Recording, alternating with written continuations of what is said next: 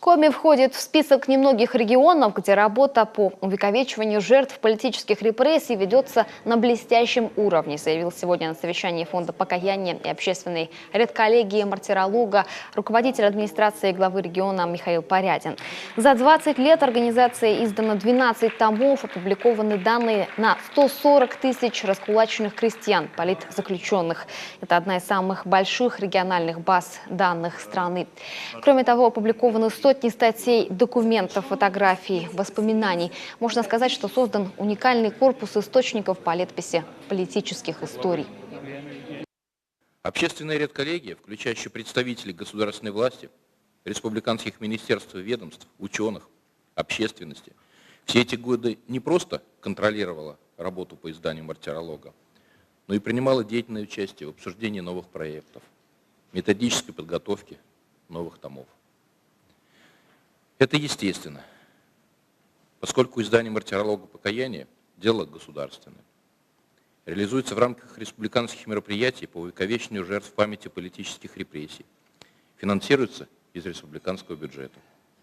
Аналогов такой практики в России больше нет. И сегодня же представлена вторая часть 12-го тома мартиролога. По словам председателя правления Фонда покаяния Михаила Рогачева, это первое уникальное энциклопедическое издание в России.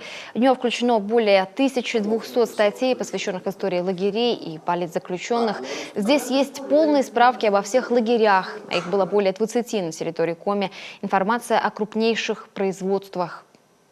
В учреждениях культуры в лагерях были и театры, действовали театры, выпускались газеты, журналы, много чего делалось.